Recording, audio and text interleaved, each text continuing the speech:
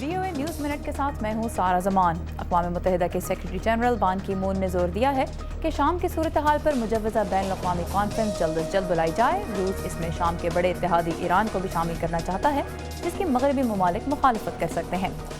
मिस्र में सरमायाकारी को फ़रोग़ देने के लिए हुकूमत जल्द इस्लामी बॉन्ड्स जारी करने वाली है।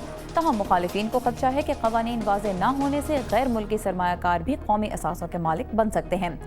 बांग्लादेश में कम तनख्वाहों और गैर महफूज कारखानों के खिलाफ गारमेंट वर्कर्स का 3 रोज़ा एहतजाज खत्म होने के बाद आज कई फैक्ट्रियां फिर खुल गई हैं। गुज़िश्ता माह ढाका में इमारत गिरने से 1100 से ज़्यादा अफराद हलाक हो गए थे। और गजा की पट्टी में एक बिजनेसमैन अब सुरंगों का निज़ाम लोगों तक KFC का फ्राइड चिकन पहुंचाने के लिए इस्तेमाल कर रहा है। मिस्र से आने वाले ये फास्ट फूड मील्स $35 में फ़रोख्त हो रहे हैं।